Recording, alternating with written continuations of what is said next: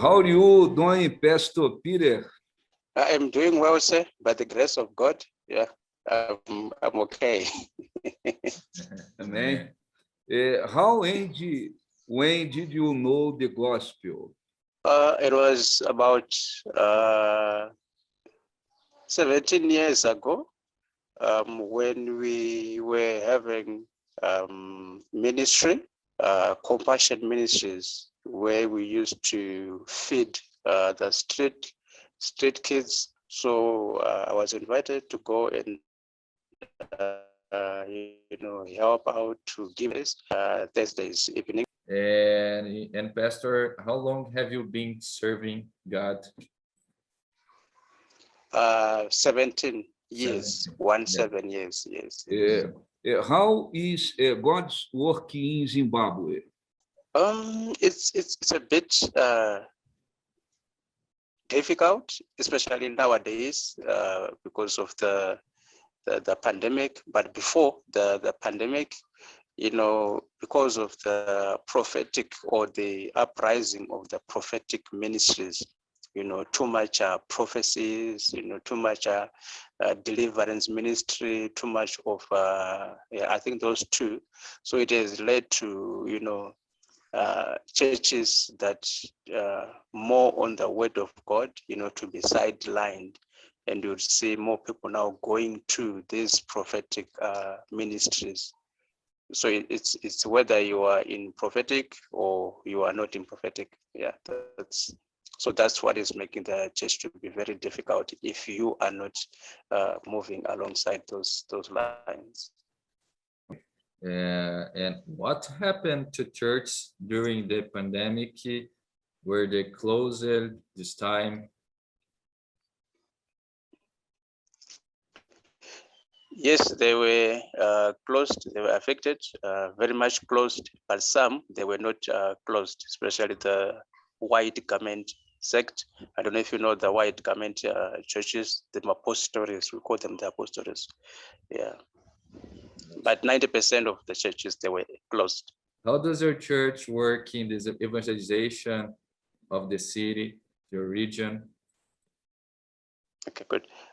Sometimes we give them food. We have what we call soup kitchen, where we prepare food. Then we go in the streets, and then we begin to invite the less privileged to come and have the food. Sometimes we give them Bibles. Sometimes you can go to old people's homes to go and do ministry there, or we can also visit prisons and also the police force to go and do ministry. So out of that, then it will be a way of also evangelizing the city as well. And also sometimes cleaning, we call it a street cleaning. Go out, begin to clean the streets in the towns, and by so doing, it's evangelizing as well. Yeah, so those activities, that's what we do. Okay. What is the biggest obstacle to God's work in Zimbabwe? I tried to think or to identify the biggest problems, but I couldn't get any what I would call the biggest challenges for God's work in Zimbabwe. There's none except the recent pandemic, but besides that, Zimbabwe itself is a Christian nation. I think about 85% of the population is Christian. And the government also, it supports churches as well. So I wouldn't say they are biggest challenges, no. We don't have that. As a pastor, what is your biggest dream?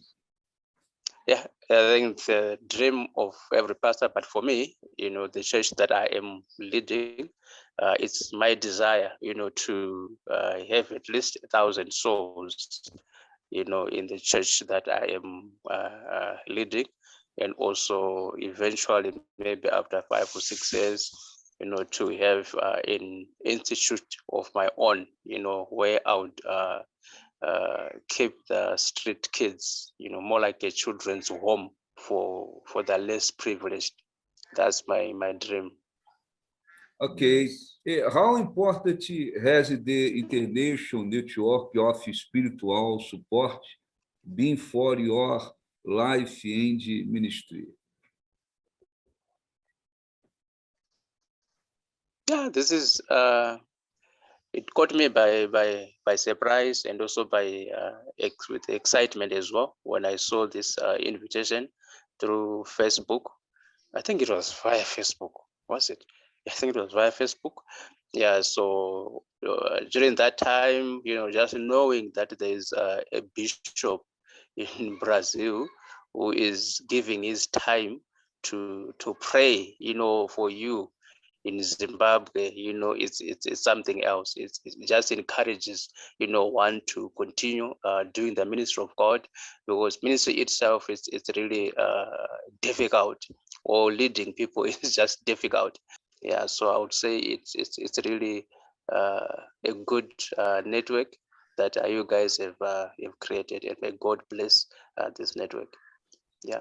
Amen. Amen. Thank you so much, Pastor Peter.